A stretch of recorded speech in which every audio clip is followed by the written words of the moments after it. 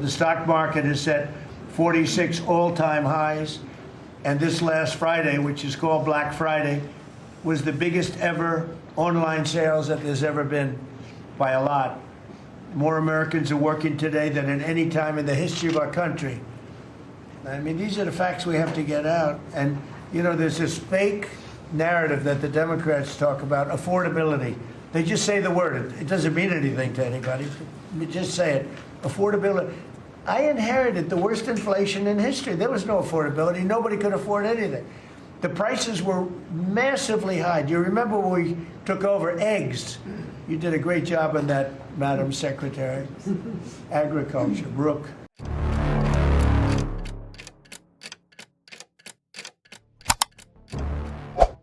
Pour la première fois depuis la création de l'ordre transatlantique après la guerre, 4 alliés centraux des États-Unis ont annoncé de manière coordonnée et simultanée un ensemble de sanctions visant non pas un pays adverse, mais un président américain encore en fonction. Tôt dans la matinée du 6 décembre, des communiqués officiels ont été publiés par Bruxelles, Londres, Ottawa et Canberra, détaillant les mesures restrictives prises à l'encontre de Donald Trump, de 17 membres de son équipe et de dizaines d'entreprises liées à son organisation. Ce train de mesures comprend le gel des avoirs, l'interdiction des transactions financières et la suspension immédiate des autorisations de voyage. Cette initiative a non seulement rompu avec les précédents diplomatiques, mais a également mis en évidence un changement institutionnel dans la perception qu'ont les alliés du degré de risque que représente le leadership politique de Trump sur la scène mondiale. L'impact de cet épisode ne s'est pas limité à ce qui s'est passé dans les salles des chancelleries ou sur les marchés financiers. Cette action a révélé une rupture dans la confiance intergouvernementale qui redéfinit le rôle des États-Unis dans l'architecture de sécurité occidentale. Selon des informations confirmées par des médias spécialisés dans la diplomatie et la défense, ce mouvement n'a pas été brusque. Au cours des derniers mois, les services de renseignement européens, canadiens et australiens avaient rassemblé des informations sur des pratiques qu'ils jugeaient incompatibles avec les principes du pacte démocratique qui fondent la coopération entre alliés historiques.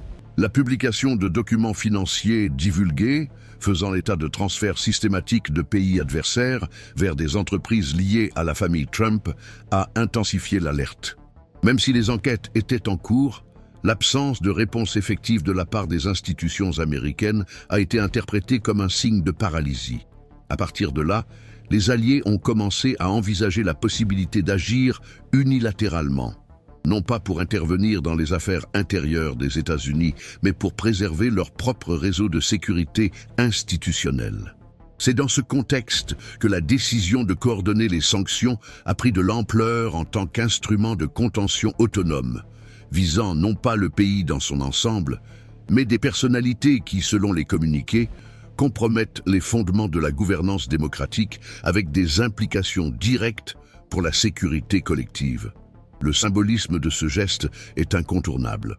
En faisant d'un président américain la cible officielle de mesures généralement réservées au régime autoritaire, les gouvernements alliés ont non seulement redéfini les frontières de la diplomatie traditionnelle, mais ont également lancé un avertissement à l'échelle systémique.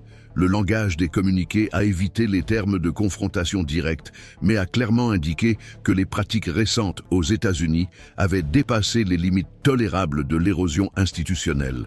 Pour les analystes à Washington, le choix de la simultanéité des annonces, quelques minutes avant l'ouverture des marchés, indique qu'il s'agissait d'une opération soigneusement orchestrée pour maximiser l'impact politique et économique, sans recourir à des actions militaires ou à des ruptures formelles. L'intention n'était pas de rompre les relations avec les États-Unis, mais de signaler que la poursuite des interactions selon les modèles précédents était devenue intenable, tant que certaines personnalités restaient politiquement actives et institutionnellement protégées. En coulisses, des diplomates ont rapporté que depuis la fin de l'été, des réunions virtuelles avaient été organisées entre des représentants de haut niveau des 4 nations concernées, dans le but d'élaborer une réponse commune à ce qu'ils ont qualifié de détérioration progressive du pacte de confiance mutuelle. Les termes utilisés dans les échanges internes, révélés par des sources du Parlement européen et du ministère britannique des Affaires étrangères, mentionnaient explicitement la perte de prévisibilité dans la conduite des relations bilatérales avec les États-Unis. La principale crainte n'était pas seulement d'ordre juridique, mais aussi stratégique. La crainte que des informations sensibles, partagées au nom de la coopération internationale, puissent être détournées ou utilisées de manière asymétrique par des agents proches de Trump. La mention indirecte de la possibilité d'une compromission des réseaux de renseignement a suffi à accélérer la convergence entre les gouvernements alliés, même si celle-ci s'est faite avec des réserves. La réaction à Washington a été immédiate, mais marquée par des contradictions internes. Alors que le département d'État cherchait à maintenir les canaux de communication ouverts, la réponse initiale de Trump, publiée sur sa plateforme numérique, a été qualifiée d'incendiaire par les observateurs. Il a accusé les alliés de trahison, a menacé de retirer les troupes des territoires stratégiques et a qualifié les sanctions d'actes d'hostilité économique. Cependant, quelques heures plus tard, les membres de son équipe ont tenté de modérer le discours, indiquant que les mesures seraient contestées par la voie diplomatique. La disparité entre les déclarations publiques et les mouvements internes a révélé un manque de coordination au sein du centre décisionnel américain, générant encore plus d'incertitudes quant à la capacité du gouvernement à formuler une réponse cohérente à un défi sans précédent dans sa politique étrangère. Au milieu de ce réalignement, il devient de plus en plus nécessaire de comprendre les mécanismes institutionnels qui soutiennent et parfois affaiblissent la position des États-Unis dans le système international. Suivre les analyses qui relient les événements récents au processus structurel en cours est un moyen de garder une perspective face à des événements qui, à première vue, peuvent sembler isolés, mais qui sont en réalité les signes d'une transformation profonde. Alors que les effets diplomatiques et économiques continuent de se faire sentir, l'attention se porte désormais sur les développements internes. La question centrale n'est pas seulement de savoir comment les États-Unis réagiront aux sanctions, mais aussi si leurs propres institutions seront capables d'absorber, de réinterpréter ou d'affronter les implications systémiques d'une perte de confiance sans précédent de la part de leurs plus proches alliés. C'est à partir de ce moment que l'attention diplomatique se déplace vers les mécanismes formels du système, impliquant des organes aux fonctions distinctes, mais dont les responsabilités se recoupent en matière de protection des limites institutionnelles. Le Conseil national de sécurité américain a été convoqué pour des sessions à huis clos, qui, selon des sources consultées par des médias spécialisés, ont porté non seulement sur les implications militaires de la rupture, mais aussi sur la portée politique des sanctions, sur la capacité fonctionnelle de l'État. La Maison-Blanche, sous la pression de secteurs stratégiques du Pentagone et du ministère de la Justice, a commencé à élaborer des scénarios d'urgence face à la possibilité que des mesures similaires soient élargies ou étendues à d'autres personnalités publiques en activité. Le département du Trésor, quant à lui, a commencé à examiner les flux financiers entre les entreprises américaines et les institutions relevant de la juridiction européenne ou canadienne face à l'insécurité juridique provoquée par les blocages transversaux des comptes et des contrats. Parallèlement, la Réserve fédérale a entamé des consultations avec les banques centrales alliées afin d'éviter l'effondrement des lignes de crédit préalablement convenues avec des entités désormais sanctionnées. Cette convergence aide à comprendre comment cet épisode dépasse la figure de Trump et est désormais considéré comme un test de résilience pour les arrangements constitutionnels américains eux-mêmes. Au Sénat, la réaction divisée entre les républicains et les démocrates a montré que même parmi les défenseurs traditionnels de la politique étrangère américaine, il y avait une incertitude quant à la manière d'interpréter le geste des alliés. Les parlementaires alignés sur le président ont évité les déclarations frontales, tandis que des personnalités plus modérées ont commencé à envisager des audiences publiques pour entendre des diplomates et des juristes spécialisés en droit international. La Chambre des représentants, dirigée par des commissions ayant un historique de contrôle, a indiqué qu'elle allait ouvrir des enquêtes sur l'origine des ressources mentionnées dans les rapports des services de renseignement étrangers. Même si aucune commission d'enquête parlementaire officielle n'a été annoncée, ce geste indique une tentative de réappropriation institutionnelle du débat avant qu'il ne soit capturé par les disputes électorales anticipées. Le ministère de la Justice est désormais confronté au défi de décider si les documents cités par les gouvernements étrangers, en particulier ceux qui mentionnent des transferts financiers provenant d'adversaires, peuvent être intégrés aux enquêtes déjà en cours. Les procureurs fédéraux examinent actuellement la légalité de l'utilisation de preuves obtenues par des moyens diplomatiques dans des procédures internes, sans violer la souveraineté nationale.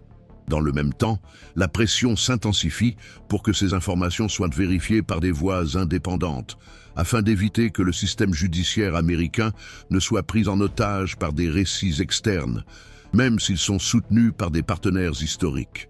Il s'agit d'une tension délicate. Reconnaître la gravité des accusations sans légitimer une perception d'ingérence étrangère dans le processus démocratique interne.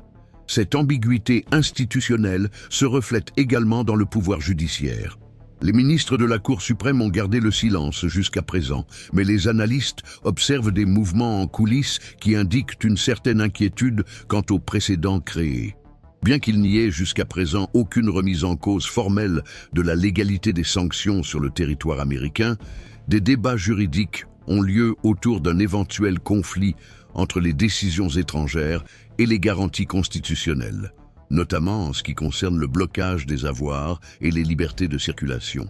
L'absence de jurisprudence consolidée sur des affaires de cette nature place le système dans une zone grise, dans laquelle les décisions futures pourraient redéfinir la portée de la protection juridique des anciens dirigeants, faisant l'objet d'une enquête transnationale. L'éventuelle intervention de la Cour suprême dans ce débat aura des répercussions non seulement sur l'affaire en question, mais aussi sur l'ensemble de la doctrine constitutionnelle relative à l'immunité et à la responsabilité des dirigeants publics. Parallèlement, les services de renseignement sont contraints de réévaluer leur protocole de coopération avec les agences internationales. Le Five Eyes, alliance qui regroupe les services de renseignement des États-Unis, du Royaume-Uni, du Canada, de l'Australie et de la Nouvelle-Zélande, fonctionne avec des restrictions partielles depuis l'annonce des sanctions. Selon des sources proches du Congrès australien, certaines catégories d'informations sensibles ont été temporairement suspendues du partage avec les agences américaines, jusqu'à ce que le degré d'exposition des données stratégiques dans les processus décisionnels internes soit clarifié. Cette suspension informelle n'a pas été confirmée officiellement, mais les analystes de la défense indiquent que le flux d'échanges a considérablement diminué, avec des implications directes pour les You don't hand matches to an arsonist, and you don't give power to an angry left-wing. L'alliance de renseignement la plus solide au monde fonctionne pour la première fois avec des obstacles imposés par ses propres alliés. Dans le domaine économique, les effets ont également commencé à se multiplier. Les marchés boursiers ont réagi avec une volatilité inhabituelle pour des événements politiques à court terme, indiquant que le marché a commencé à intégrer les risques institutionnels dans le prix des actifs américains. Les grandes banques internationales, exposées au secteur immobilier lié à la Trump Organization, ont entamé des processus de révision contractuelle, craignant des sanctions secondaires sur leurs opérations dans les pays signataires. Les entreprises du secteur technologique qui ont des bureaux et des serveurs dans plusieurs juridictions ont commencé à surveiller attentivement les décisions futures susceptibles de restreindre les interactions avec des entités associées à des personnalités publiques sanctionnées. Au-delà des répercussions directes sur le président et son réseau d'entreprises, cet épisode a semé le doute sur la stabilité réglementaire des États-Unis auprès de leurs propres alliés. Avec l'intensification des réactions internes et la persistance du blocage diplomatique, le débat se déplace désormais vers le domaine des interprétations juridiques et politiques. L'accent n'est plus seulement mis sur ce que les alliés ont fait, mais sur ce que les institutions américaines sont capables ou non de faire face à ce qui a été fait. Le troisième et dernier volet de ce récit porte précisément sur ce domaine de controverse, où l'issue reste indéterminée et où chaque interprétation projette une voie institutionnelle différente. Le système politique américain est confronté à une tension institutionnelle inhabituelle après l'application coordonnée de sanctions par des pays avec lesquels il entretient des alliances historiques. Cette initiative extérieure a suscité des réactions mitigées parmi les spécialistes du droit constitutionnel. L'un des courants soutient que le simple fait que ces mesures émanent de démocraties consolidées et soient officialisées par des voies officielles suffit à déclencher des mécanismes d'enquête interne. Pour ces juristes, il ne s'agit pas de soumettre la souveraineté à des jugements étrangers, mais de reconnaître que, face à des accusations documentées par des partenaires fiables, les institutions nationales ont la responsabilité de réagir avec proportionnalité et transparence. L'omission, dans ce cas, pourrait être interprétée comme un signe d'érosion de la volonté républicaine de faire face à des accusations graves, même si elles sont externes. À l'opposé, d'autres experts soutiennent qu'aucune institution américaine ne doit agir sous la pression internationale, quelle que soit la légitimité de son origine. Pour ce groupe, permettre à des sanctions décrétées à l'étranger d'influencer la logique de responsabilisation nationale revient à compromettre l'un des fondements du constitutionnalisme américain, l'indépendance des décisions institutionnelles face aux intérêts extérieurs. Même si les accusations portées par des gouvernements alliés sont fondées, les accepter comme déclencheurs automatiques de mesures internes reviendrait à relativiser le principe d'autosuffisance constitutionnelle. Ce conflit théorique s'inscrit dans un contexte pratique sans précédent. On observe une collision entre la reconnaissance internationale des dérives institutionnelles et la difficulté interne à traiter ces critiques sans donner l'impression de céder aux pressions extérieures. Le dilemme réside dans la nature du geste. Lorsque des nations partageant les mêmes valeurs soulignent des défaillances systémiques chez l'un des principaux représentants de la démocratie mondiale, comment les institutions concernées doivent-elles réagir? Ignorer le contenu des sanctions compromet l'image extérieure des États-Unis. L'accepter sans médiation soulève des doutes quant à l'autonomie du système. Cette impasse a imposé un silence prudent aux structures centrales du pouvoir, tandis que le débat s'intensifie dans les coulisses législatives et universitaires. Harold Koh, juriste respecté et ancien membre du département d'État, soutient que de telles situations exigent de nouveaux outils institutionnels. Dans sa proposition, le Congrès devrait instituer une instance spéciale, avec un délai et un champ d'application définis, chargée de recevoir, d'évaluer et de délibérer sur les documents et les allégations provenant de partenaires démocratiques. Selon lui, ce mécanisme garantirait que les institutions nationales ne restent pas passives face à des signaux pertinents, mais n'agissent pas non plus sous influence directe. Dans ce modèle, la décision finale dépendrait d'une majorité qualifiée, ce qui éviterait son instrumentalisation politique. Cependant, les détracteurs de cette idée avertissent qu'un tel dispositif pourrait, à terme, se transformer en un canal informel d'intervention extérieure, en particulier dans les contextes où les intérêts stratégiques des nations concernées sont en désaccord. Dans le domaine judiciaire, les possibilités de contester juridiquement les effets de ces sanctions sont limitées. Comme il s'agit de mesures imposées par des autorités étrangères, le système juridique américain reconnaît des limites claires à son action. Il existe des précédents qui indiquent que seule l'existence de traités bilatéraux permet de contester efficacement les blocages d'actifs ou les restrictions appliquées en dehors de la juridiction nationale. En l'absence de ces instruments diplomatiques, les actions en justice ont tendance à être rejetées pour manque de fondements juridiques suffisants. Cela place le pouvoir judiciaire dans une position d'inertie, transférant la responsabilité aux sphères législatives et diplomatiques qui, jusqu'à présent, n'ont pas signalé d'initiative coordonnée. Dans les universités, cette affaire est étudiée comme le reflet d'un repositionnement de l'équilibre entre légitimité interne et reconnaissance externe. Les chercheurs en relations internationales suggèrent que les États-Unis sont confrontés à une crise de cohérence institutionnelle, Le pays qui défend historiquement les valeurs démocratiques à travers le monde doit désormais démontrer sa capacité à appliquer ces mêmes valeurs en interne, même lorsque les alertes viennent de l'extérieur.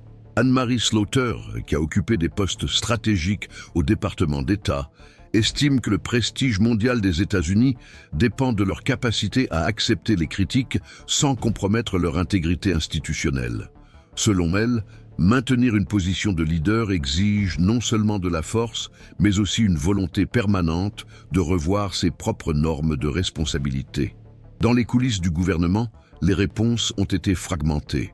Le département de la Défense suit avec inquiétude les interruptions partielles des programmes de coopération militaire. Le département d'État tente de préserver les canaux de dialogue avec les représentations étrangères, cherchant à éviter les dommages collatéraux dans les domaines sensibles de la diplomatie. Le département du commerce comptabilise les pertes liées aux contrats paralysés par les sanctions. Mais tous ces efforts opèrent dans des domaines distincts, sans qu'il existe de plan politique unifié indiquant comment le pays entend s'attaquer au cœur de la crise. Le soupçon que ces institutions ont failli à protéger les valeurs qu'elles ont toujours défendues au-delà de ces frontières. Dans ce contexte, il est essentiel d'observer les développements avec un regard critique et informé. Les effets des sanctions ne se limitent pas à leur application directe, mais se déploient en couches d'impact symbolique, juridique et politique. La manière dont le système américain réagira ou non servira de référence pour d'autres régimes démocratiques dans des situations similaires. La réponse ne réside pas seulement dans la limitation immédiate des dommages, mais dans la définition d'un nouveau modèle de confrontation institutionnelle, à la hauteur des transformations imposées par le scénario international. Avec les instruments traditionnels sous pression et les structures politiques partagées entre prudence et hésitation, le champ reste ouvert. Aucune décision ne sera neutre. Chaque mouvement, chaque omission sera interprété comme un signe du degré de maturité ou de fragilité d'un système qui, historiquement, s'est toujours revendiqué comme référence mondiale en matière de démocratie et d'état de droit.